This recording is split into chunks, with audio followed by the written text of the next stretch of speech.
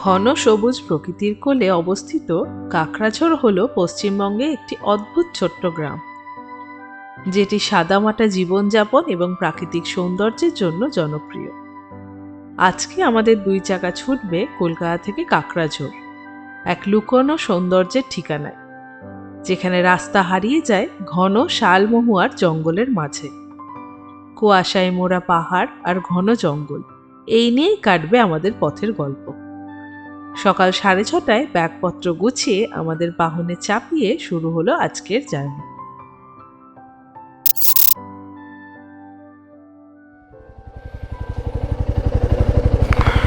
আসছি, টাটা, কাল চলে আসবো। Good morning from city of joy Kolkata. আজ 1 ফেব্রুয়ারি 2025। সময় এখন ঘড়িতে বলছে 6:40।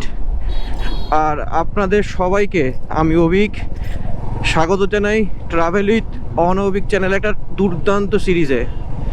আজকের এই কাকড়াঝোড় ট্রিপটা আমাদের অনেক দিনের প্ল্যান ছিল, কারণ আজকের দিনটাই স্পেশাল অ্যাকচুয়ালি আমাদের জন্য। আজ 1 ফেব্রুয়ারি আমাদের অ্যানিভার্সারি, মানে আমাদের 4 বছর কমপ্লিট হলো আমার আর অহনার বিয়ের। তো সেই আমাদের অ্যানিভার্সারিটাকে একটু অন্যরকমভাবে সেলিব্রেট করার জন্য আমরা এই কাকড়াঝোড়ের প্ল্যান করেছি। ট্রিপটা ছোট হলেও এটুকু আমি জানি, এই ট্রিপের মধ্যে অ্যাডভেঞ্চার, নেচারের বিউটি, সব কিছু ভরপুর থাকবে। ঘড়িতে এখনো সময় 6:30 বেজে গেলেও সূর্যের কিন্তু কোনো দেখা নেই, কারণ চারদিকে এত কুয়াশা। সেই কুয়াশার কারণে সূর্য মামার তো কোনো টিকিটাও দেখা যাচ্ছে না। এখন ওয়েদারটা হালকা ঠান্ডা থাকলেও কাল রাতে আমাদের প্রথমবারের জন্য এই সিজনের ফ্যান চালানো শুরু হয়ে গেছে, মানে গরম পড়ে গেছে। ভালো মতোই গরম লাগছিল কালকে। আমি জানি না এখন কাকড়াঝোড়ের ওয়েদার কেমন হবে, আশা করছি খুব আহামরি গরম হবে না। দেখা যাক কি হয় সিচুয়েশন, সব তো ওখানে গেলেই জানতে পারবো। ওহো, চারদিকে কুয়াশায় ঢেকে গেছে পুরো। আমাদের টার্গেট ছিল যে বেরোনো বেশি নয়, ওই 6টা, 5:30, 6টার মধ্যেই। যাই হোক, একটু ধীরে সুস্থে উঠতে, তারপরে সব কিছু রেডি হতে একটু টাইম খেয়ে গেছে, অসুবিধা নেই।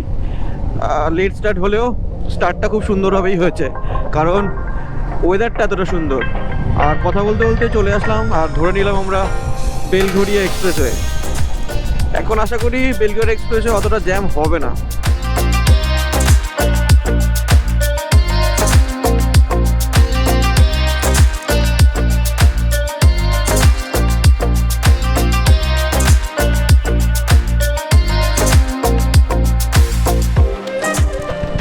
চলে আসলাম আমার ফেভারিট একটা স্পট বলতে পারেন, এই বালি ব্রিজ। আর নিচ দিয়ে বয়ে যাচ্ছে মা গঙ্গা আর হুগলি নদী, যেটা এই বালি ব্রিজ। কিছুদিন আগে শুনেছিলাম বেশ কাজ চলছিল, আমি আজ চিন্তায় ছিলাম যে কাজটা কমপ্লিট হয়েছে বা খুলেছে নাকি।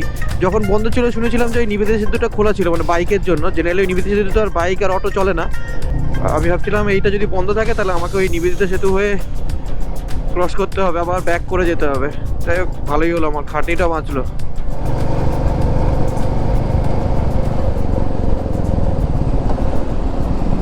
আমাদের কলকাতা থেকে এই কাকড়াঝোড় যাওয়ার, বা বেলপাহাড়িও বলতে পারেন, কারণ বেলপাহাড়ি ক্রস করেই পড়ে কাকড়াঝোড়টা।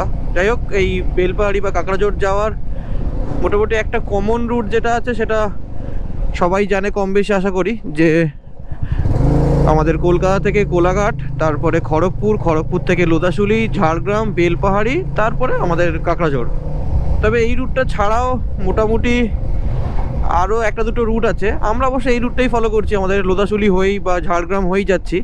আমাদের মোটামুটি ডিস্টেন্স কভার করতে হচ্ছে 260 বা 259 কিলোমিটার মতো। আর ঘড়িতে টাইম দেখাচ্ছিল 5 ঘন্টা, 5.5 ঘন্টা মতো টাইম লাগবে। দেখা যাক আমাদের কতক্ষণ লাগে, সেটা সব কিছু দেখা যাবে। এই রুটটা বাদ দিয়ে আরও 2-3টে রুট আছে, যেমন বলতে পারি আমরা খড়গপুর হয়ে লোদাশুলি না গিয়ে খড়গপুর থেকে বাইপাস করে নিয়ে ধর্মা আর তারপরে বেনাশুলি হয়ে বেলপাহাড়ি ঢুকে যাব। অবশ্য এই রুটটা কিন্তু সব থেকে শর্টেস্ট। আমি যদি বলি, আমরা যদি লোদাশুলি হয়ে না যাই, লোদাশুলি হয়ে গেলে 259 কিলোমিটার মতো, আমি গুগলে দেখছিলাম। আর এই ধর্মা হয়ে গেলে 240 কিলোমিটার দেখাচ্ছে, মানে একটা শর্টেস্ট রুট আমি যতটুকু দেখলাম। যদিও বা আমি এই রুটটা যাইনি, শর্টেস্ট হলেও আমি লোদাশুলি হয়েই যাওয়ার ইচ্ছাটা আছে, কারণ লোদাশুলির বিউটিটা, সেই বিউটিটা এনজয় করতে হবে আর কি, আর আপনাদেরকেও দেখাতে হবে। এই রুটটা ছাড়াও আরও একটা রুট আছে, যেটা হচ্ছে আমাদের লোদাশুলি থেকে সোজা বেরিয়ে যেতে হবে রাঁচির দিকে। মানে যেখানে আপনার ঘাটশিলার আগে একটা মোড় আছে, কোকপাড়া মোড়, ওই বাহারাগোড়া ক্রস করেই পড়ে ওটা এগিয়ে গিয়ে, ওটা একটু কোকপাড়াটা এগিয়ে গিয়েই আমাদের চলে যেতে হবে কাকড়াঝোড় ডাইরেক্ট। যাই হোক, কথা বলতে বলতে চলে আসলাম সেই মোড় যেখান থেকে সোজা চলে যাচ্ছে দিল্লি, আর বাঁ দিকে চলে যাচ্ছে খড়গপুর, উড়িষ্যা, সব লেফট সাইড আমরা ধরে নিলাম। আর এই টার্নটা নেওয়া মানেই যেটা সব থেকে এক্সাইটিং ব্যাপার, সেটা হলো এই 3 লেন হাইওয়ে স্টার্ট। এখন সোজা চলবে খড়গপুর অবধি এই 3 লেন হাইওয়ে, আর আমার বাইক ছুটবে সজোরে রকেটের বেগে। খড়গপুর এখান থেকে ডিস্টেন্স মাত্র বেশি নয় 115 কিলোমিটার। আমি যদি খুব ভুল না হয়, যেতে 1 থেকে 1.5 ঘন্টার মধ্যে আশা করি খড়গপুর পৌঁছে যাবো, যদি মাঝখানে কোনো হল্ট না দিই তো। যাই হোক, যেটা বলছিলাম একটু আগে, এছাড়াও আরও রুট আছে, চাইলে আপনারা বিষ্ণুপুরেও আসতে পারেন, রুটের কোনো অভাব নেই। যাই হোক, মেনলি যেটা কমন রুট যেটা ফলো করে, যেটা এক্ষুনি বললাম লোদাশুলি হয়ে, আমরা ওই রুটটাই যাচ্ছি। এখন রোড কন্ডিশন কি, কেমন সিচুয়েশান, সব কিছু আপনাদের সাথে ডিটেল ভিডিও শেয়ার করব, আর আপনার সাথে থাকুন। আর এই জার্নির সব থেকে এক্সাইটিং পার্ট, আরও একটা এক্সাইটিং পার্ট সেটা হচ্ছে আমাদের এই ট্রিপে প্রথমবারের জন্য আমরা আমাদের ড্রোনটা ইউজ করবো, আর ড্রোন শটটা আপনাদেরকে দেখাবো।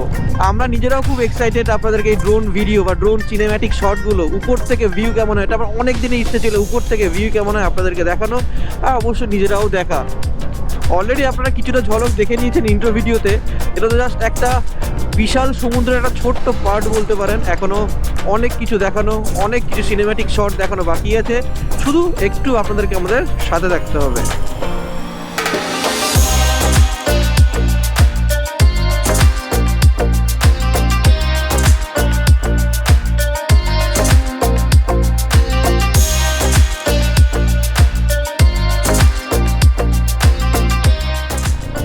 ঘড়ির কাঁটায় এখন 7টা বেজে 15 মিনিট, আর আমাদের বাড়ি থেকে মোটামুটি জার্নি কমপ্লিট করা হয়ে গেছে 36 কিলোমিটার মতো, আর তার সাথে পৌঁছে গেছি আমাদের আজকের জার্নির ফার্স্ট টোল গেট।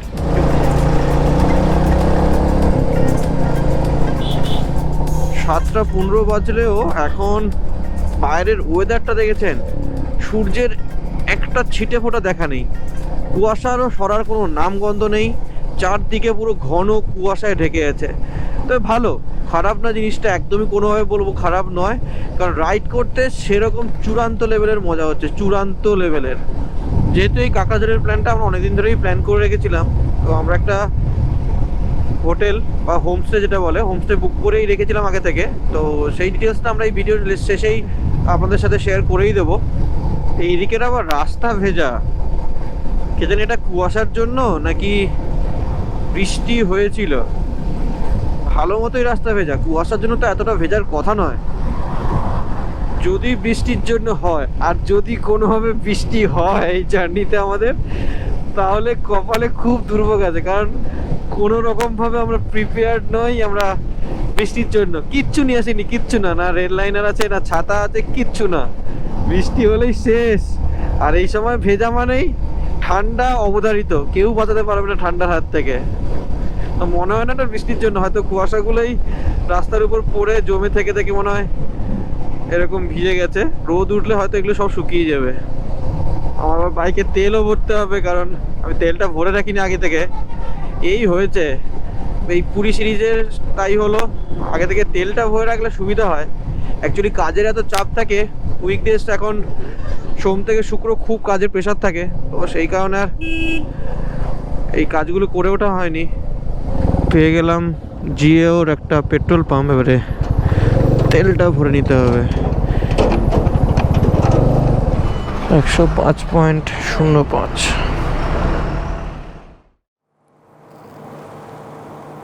পেট্রোল পাম্পে তো তেল ভরলাম, পাশেই ওয়াইল্ড বিনস ক্যাফে যে থাকে জিওর সাথে অ্যাটাচড, সেই ক্যাফেতেই আমরা এখন আছি। তো ভাবলাম যখন দাঁড়ালামই তেল ভরতে, তো একটু ব্রেকফাস্ট অল্প কিছু করেই নিই। তো এই হচ্ছে কফি আর একটা ভেজ স্যান্ডউইচ নিয়েছি, ভেতরে পানিরের ফিলিংস আছে, তো এটা খেয়ে নেবো আমরা। দিয়ে আর খুব একটা দাঁড়ানোর প্ল্যান নেই, যতটা সম্ভব টেনে দেওয়া যায় এবং তাড়াতাড়ি কাঁকড়াঝোড় ঢুকে যাওয়া যায় সেটাই চেষ্টা করবো। ওনা ব্ল্যাক কফি দিয়েছে, ব্ল্যাক কফি। ভালো বানিয়েছে? হ্যাঁ, ব্ল্যাক কফি তো আমার ফেভারিট।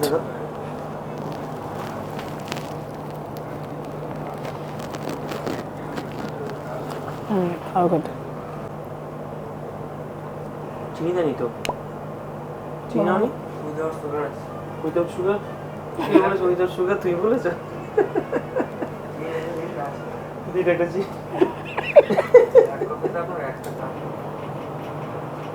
হ্যাঁ, দুটো সুগার শেষে দেওয়ার পর তাও বেটার লাগছে। না, আমার তো ব্ল্যাক কফি এরকমই চিনি ছাড়াই ভালো লাগে, তাই না? করাটাই ভালো লাগে, ওই জন্য আমি ভালো বাড়িতে বলেছি। এতটা করা হয় না, এখানে যতটা করা বাড়িতে কারণ এতটা অল্প করা, দেওয়া আমি হয়। আমি তো উইদাউট সুগার বলেছিলাম, তো অতিরিক্ত করা। যাই হোক, ভালোই লাগছে, খারাপ না। এটা তো এক নরম ভালো। কিছু উইন্ডো শপিং, এত কিছু সাজানো না দেখে আর পারলাম না। চিক্কি, তন্দুরি পিনাট আর একটা কেক সব নিয়ে ব্যাগে ভরে এখান থেকে বেরিয়ে যাচ্ছি। আবার দেখা হচ্ছে মোটো ব্লগিং সেট আপে। ঘড়ির কাঁটায় এখন সময় হয়ে গেছে 8:32। আর আমাদের মোটামুটি একটা 45 মিনিটসের ব্রেক নেওয়া কমপ্লিট। কফিটা দরকার ছিল, এই কারণেই বলছি, বা চা হোক বা কফি হোক, এই ব্রেকটা দরকার ছিল। তার কারণ সকাল থেকে বাইরে কিছু খেয়ে বেরোয়নি, আর যেহেতু ওয়েদারটাও এখন বেশ ঠান্ডা ঠান্ডা ঝিমানো ওয়েদার, তাই একটু ব্রেক নিয়ে নিলাম। এবারে আর দাঁড়াবো না, একদম সোজা বেরিয়ে যাবো। অ্যাটলিস্ট টেনে দেবো ঝাড়গ্রাম বা লোদাশুলি অব্দি তো টানবই। আসিয়া গিয়াছি আমরা, আসিয়া গিয়াছি। বাড়ি থেকে 73 কিলোমিটার রাইড কমপ্লিট করে আমরা চলে এসেছি কোলাঘাট ব্রিজ, আর তার সাথে অত্যন্ত সুন্দর রূপনারায়ণ নদীর ভিউ। জেনারেলি এক্সপেক্ট করেছিলাম এই সময় রোদ উঠবে, রোদের একটা সৌন্দর্য হবে, কিন্তু এটা একটা অন্যরকম সৌন্দর্য, যেটা সুন্দরই লাগছে। আমি প্ল্যান করে এসেছিলাম এই কোলাঘাট ব্রিজে একটু ড্রোন ওড়াবো, আজের প্ল্যান ছিল, কিন্তু এই কুয়াশায় এখন ড্রোন উড়িয়ে কিচ্ছু দেখা যাবে না উপর থেকে, ড্রোন উড়িয়ে কোনো লাভ হবে না। এখান থেকে মোটামুটি খড়গপুর বাকি আর বেশি নয়, ওই হার্ডলি হয়তো 50 বা 55 কিলোমিটার মতো বাকি আছে। আশা করছি খুব কম বেশি না হলেও 40-45 মিনিটের মধ্যে ঢুকে যাব। বাঁ দিকে চলে যাচ্ছে হলদিয়া, দীঘা, মন্দারমণি, আর বাঁ দিকে রাস্তাকে ছেড়ে দিয়ে আমরা সোজা বেরিয়ে যাচ্ছি খড়গপুরের দিকে। আমার এই NH16টা এত সুন্দর লাগে, এই 3 লেন হাইওয়ে, স্পিড লিমিট 100, আর কোনো কথা হবে না, কোনো কথা হবে না, জাস্ট অসাম রোড, অসাম।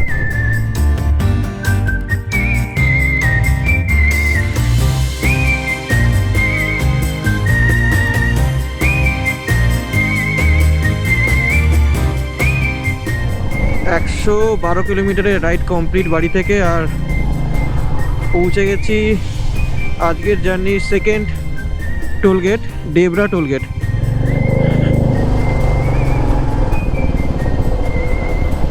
অনেক দিন পরে যেহেতু এই রাইডটা করছি, মানে আমরা লাস্ট রাইড করেছিলাম, আমরা পুরী গেছিলাম, তো সেই ভিডিও অলরেডি চ্যানেলে আপলোড হয়ে গেছে, আপনারা হয়তো সবাই দেখে নিয়েছেন। যারা দেখেননি একবার বলবো দেখে নেবেন, কারণ অসাধারণ একটা টাইম কাটিয়েছিলাম আমরা পুরীতে। মোটামুটি নেই করে 2-3 মাস পর একটা আবার লং রাইডে বেরিয়েছি।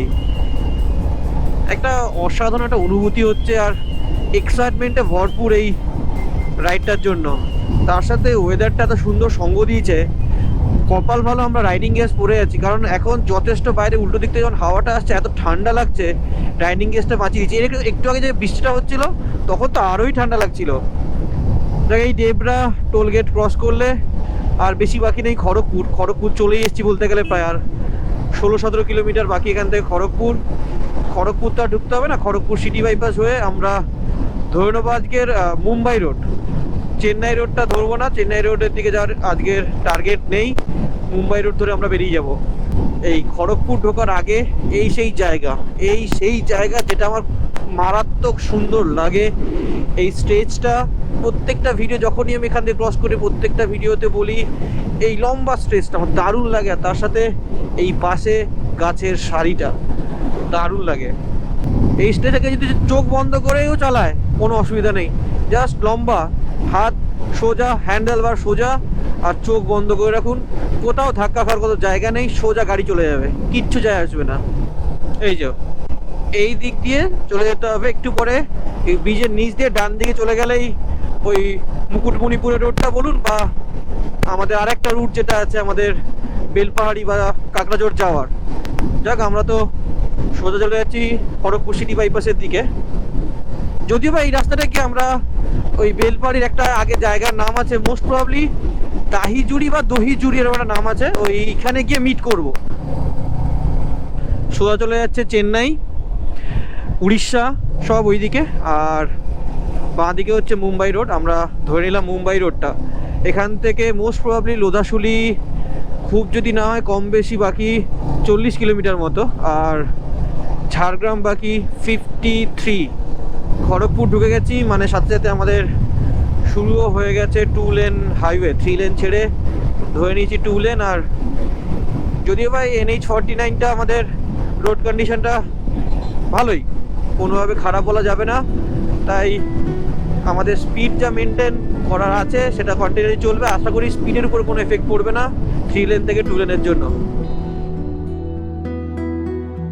কংক্রিটের রাজ্যকে পেছনে ফেলে আমরা ছুটে চলেছি সবুজের রাজ্যে। রাস্তা এতটা সুন্দর যেন পুরো ছবির মতো, তার সাথে কুয়াশায় মোড়া পরিবেশ আর সকালের হালকা শীতল হাওয়া। একদম পারফেক্ট ওয়েদার রাইডিংয়ের জন্য।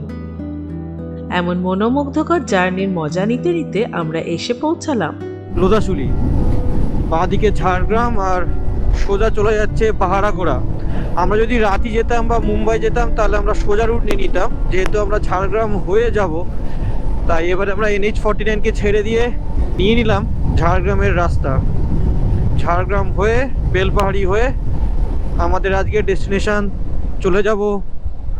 বাপরে বাপ, যাওয়াটা কি বিশাল বড় বাম্পার। কোথায়? কাকড়াঝোড়। এখান থেকে আর ঝাড়গ্রাম বাকি বেশি নয়, মাত্র 17 কিলোমিটার। আর ঘড়িতে এখন সময় হয়ে গেছে পাক্কা 10টা। এই যে এই সেই টার্ন যেখান থেকে আমাদের ঝাড়গ্রামের দিকে যাওয়ার রাস্তা শুরু। ন্যাশনাল হাইওয়ে ছেড়ে এবারে আমরা ধরে নিলাম স্টেট হাইওয়ে। এটা যত সম্ভব SH5, আমি যদি খুব ভুল নয়। আমাদের ডিমোশন হচ্ছে, প্রথমে ছিল আমাদের 3 লেন, তারপর 2 লেন, এবারে আমরা ধরে নিলাম সিঙ্গেল লেন।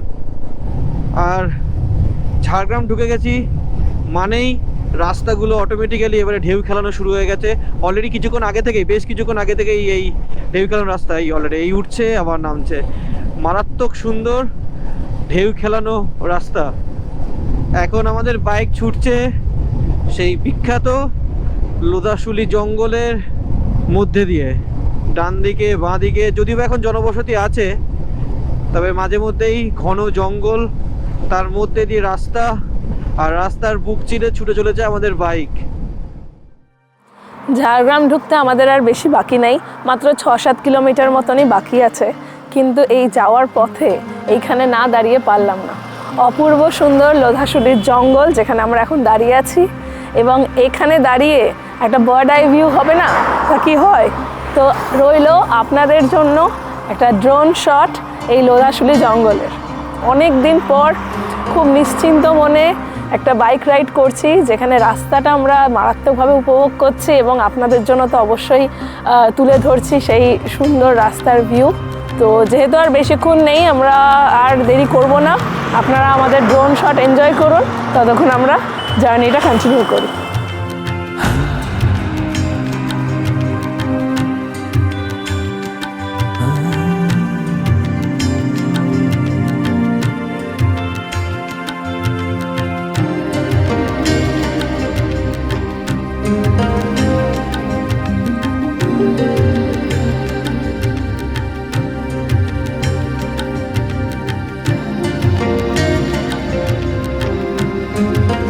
এটা কোথায়? এটা কোথায়? একটা স্বর্গ, এটা স্বর্গ কোনো অংশে কম নয়। উপরে হালকা হালকা সূর্যর দেখা দিয়েছে। আর সবার আগে বলুন আপনাদের ড্রোন শটটা কেমন লাগলো। আমাদের চ্যানেলে প্রথম ড্রোন শট, প্রথম বলবো না কারণ অলরেডি ইন্ট্রোটা দেখে নিয়েছেন অলরেডি ড্রোন শটটা। যেহেতু উপরে একটু কুয়াশা, চারদিকে কুয়াশা, তার জন্য খুব বেশি ক্লিয়ার ভিউ আসেনি, কিন্তু যেটুকু ভিউ এসছে অসাম লেগেছে, অসাম ভিউ উপর থেকে। আপনাদের ড্রোন ভিডিও দেখতে দেখতে আমরা প্রায় চলে এসেছি ঝাড়গ্রাম। এখান থেকে ঝাড়গ্রাম বাকি আর মাত্র 2 থেকে 3 কিলোমিটার মতো।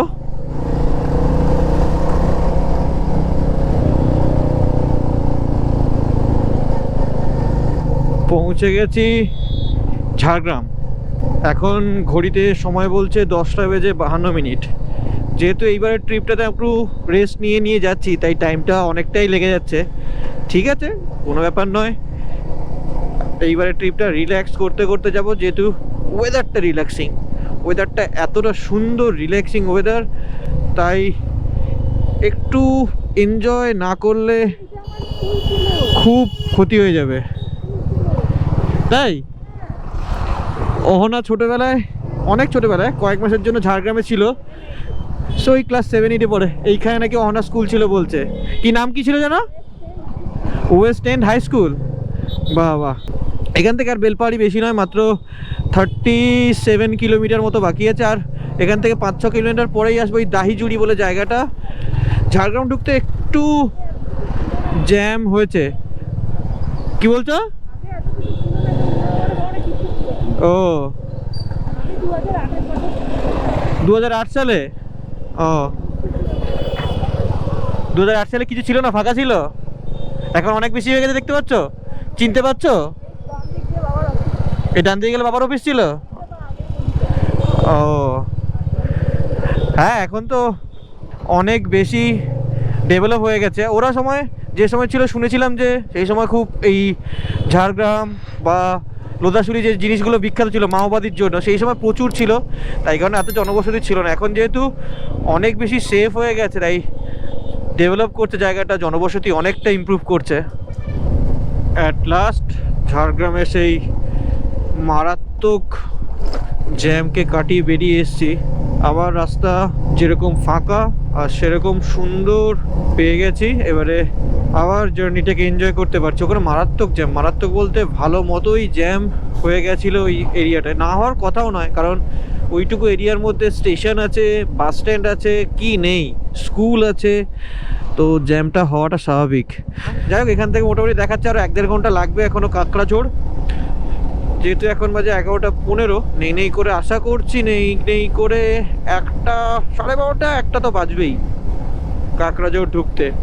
আর দাঁড়ানোর খুব বেশি প্ল্যান নেই, এখন সোজা আমাদের হোমস্টে। এই যে চলে এসেছি আমরা দাহিজুড়ি। আর এই সামনেই একটা মোড় আছে, এই মোড় থেকে ডান দিকে চলে গেলে ধর্মা বেনাশুলি, এই ডান দিকে ধর্মা বেনাশুলি হয়ে এইখানেই আমরা মিট করতাম। এখান থেকে আমাদের সোজা কন্টিনিউ করতে হচ্ছে জার্নি টুয়ার্ডস বেলপাহাড়ি।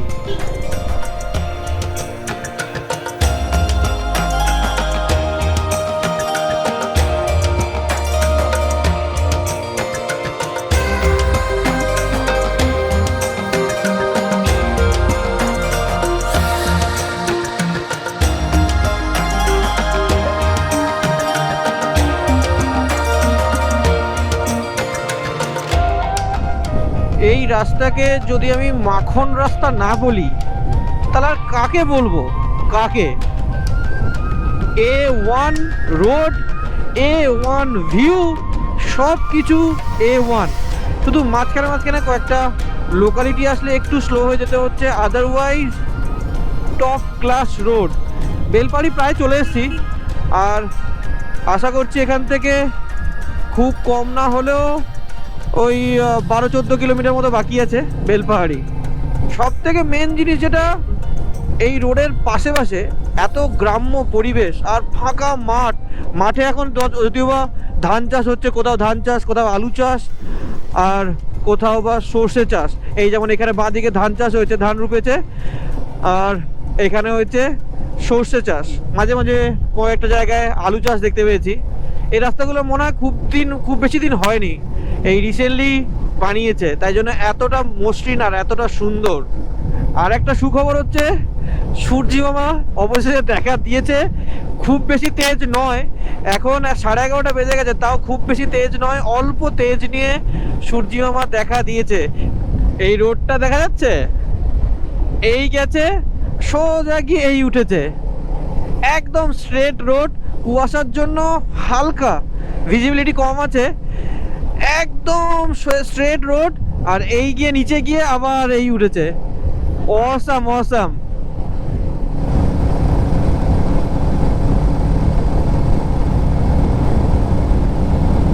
আমরা ঢুকে গেছি বেলপাহাড়ি, আর ঘড়িতে এখন বাজছে 11:45। এখানে প্রচুর প্রচুর হোমস্টে আছে, এই জন্য সামনে লেখা আছে পাহাড়িয়া ইকো রিসর্ট। টুকটুক করে অনেক হোমস্টে আর থাকার জায়গা বেলপাহাড়িতে আছে। যদি কেউ বেলপাহাড়ি প্ল্যান করেন তাহলে এইসব জায়গায় থাকতে পারেন। যেমন এখানে একটা শালবন হোমস্টে, প্রচুর রাস্তার দুদিকে এপাশে প্রচুর হোমস্টে আছে। এটা এগিয়ে গেলে আর ওই মোটামুটি 1 কিলোমিটার বা 1.5 কিলোমিটার মধ্যে একটা বাঁদিকে টার্ন আসবে, যেখান থেকে চলে যাওয়া যায় কাঁকড়াঝোড়। আমি আসছি, স্পটটা দেখিয়ে দিচ্ছি। আমি আবার লোকালকে ভাবছি জিজ্ঞেস করবো যে ওখান থেকে কাঁকড়াঝোড় যাওয়ার রাস্তাটা কেমন। যদি বলে এখানে কেউ বলেন যে রাস্তাটা ভালো, তাহলে ভাবছি ওই রোডটাই নেব, আর নইলে আমাদের চাকাডোবা হয়েই যেতে হবে। ঢাঙ্গি কুসুম লেফট সাইড। ও আচ্ছা, এই যে বাঁদিকে রাস্তাটা,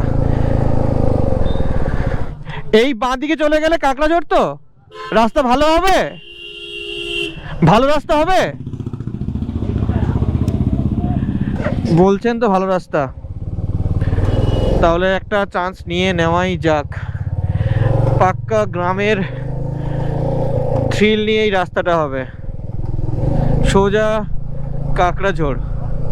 অ্যারো দেওয়াই আছে, তবে ওটার থেকে একটু ছোট রাস্তা হবে, এটুকু আমি জানতাম, কারণ যেহেতু পুরোটা গ্রামের মধ্যে দিয়ে যাচ্ছি।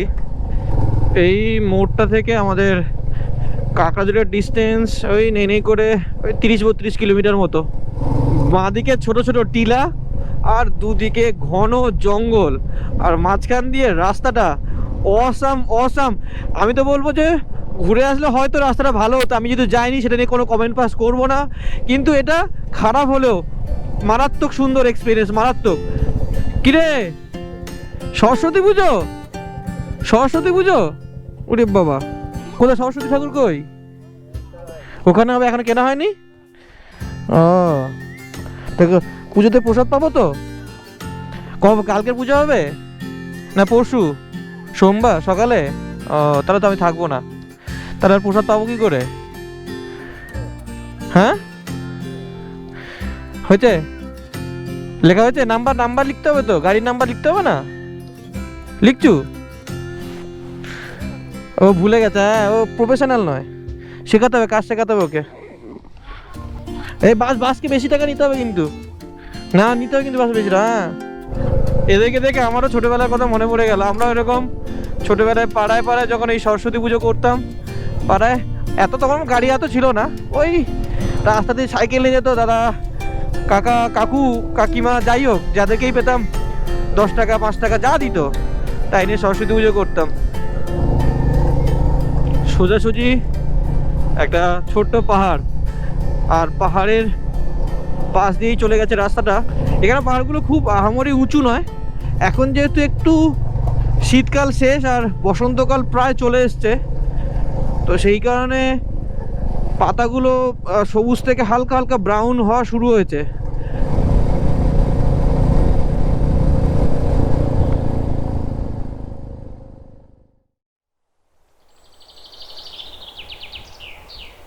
সকাল 6:30টায় বেরিয়েছিলাম, মোটামুটি 6 ঘন্টা মতো, এখন ঘড়িতে 12:30 বাজছে, তো 6 ঘন্টা মতো জার্নি করে আমরা এসে পৌঁছেছি কাঁকড়াঝোড়। এবং যে হোমস্টেটা আমরা বুক করেছি সেটা হলো কারাম হিল ভিউ রিসর্ট। এই হচ্ছে রিসর্ট আমাদেরকে দেওয়া হয়েছে, এরকম অনেকগুলো আছে। আসুন রুম ট্যুরটা তাহলে দিয়ে দিন। ঢুকেই যেটা আমার সব থেকে ভালো লেগেছে সেটা হচ্ছে এই একটা পার্সোনাল স্পেস। এই রুমের বাইরে একটা উঠোন মতো করে দেওয়া আর কি, যেখানে আপনারা সন্ধ্যাবেলা বসে আরামে টাইম কাটাতে পারবেন। এখানে দেখাও যাচ্ছে আগে কেউ বনফায়ার করেছে, চাইলে বনফায়ার করবেন, আমাদেরও প্ল্যান আছে করার। আসুন রুমের ভেতরে নিয়ে যায়। এই হচ্ছে রিসর্ট লুক, পুরো গ্রাম্য একটা কুঁড়ে ঘরের মতো দেখতে করেছে, কিন্তু বেসিক সমস্ত অ্যামিনিটিস এর মধ্যে আছে। সব থেকে সুন্দর যেটা লাগছে এই যে ডিজাইনটা, এইটা আর এই দেওয়ালের আঁকাটা, এই দুটো জিনিস দেখে আমি এটা বুক করেছিলাম। একদম অন্যরকম ইউনিক একটা থিম।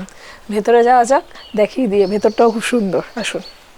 দুটো বেড দেওয়া, ফ্যান আছে, প্রচুর প্লাগ পয়েন্ট আছে, আর এসির পয়েন্ট করা হয়েছে।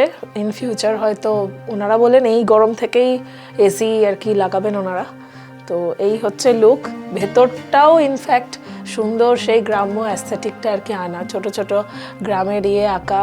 সিলিংটাও দেখুন বাঁশ গাছের পাতা দিয়ে এবং বাঁশ দিয়ে সুন্দর করে করা।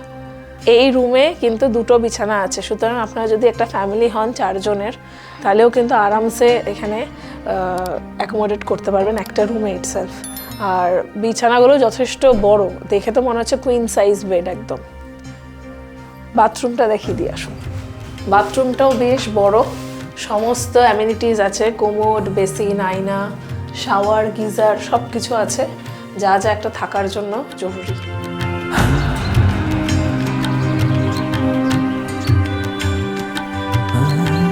এই রিসর্টের এই রুম আমাদের পড়েছে 1500 টাকা per head, including all food, সকালের ব্রেকফাস্ট, লাঞ্চ, ডিনার এবং ইভিনিং স্ন্যাক্স। এর সাথে যদি আপনারা ব্রনফায়ার করতে চান বা অন্য কিছু অ্যাডিশনস চান, তাহলে তার জন্য এক্সট্রা পে করতে হবে। এই রেটটা কিন্তু সিজন অনুযায়ী আপ ডাউন করতে পারে। আমরা ডেসক্রিপশন বক্সে এই হোটেলের লিংক দিয়ে দিলাম, আপনারা চাইলে ওখান থেকে বুক করতে পারেন। এবার আমরা ফ্রেশ হয়ে নেব, তারপরে অনেক বাজছে, এখন লাঞ্চ করতে যাব। লাঞ্চটা ওখানে ক্যান্টিন আছে, সেখানে করতে হবে। তো আর দেরি না করে লাঞ্চটা করে নিই, খিদেও পেয়েছে।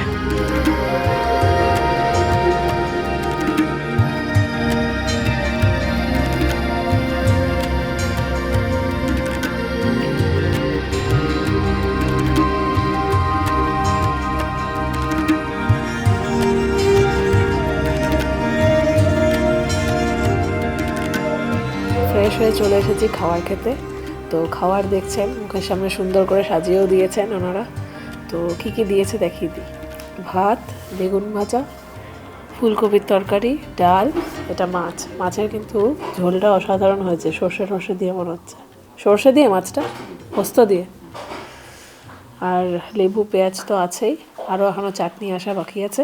এটা রুই মাছ না? এটা হ্যাঁ, এখানে রুই কাতলা ছাড়া পাওয়া যায় না। দাদাকে জিজ্ঞেস করেছিলাম অন্য কিছু অপশান আছে নাকি।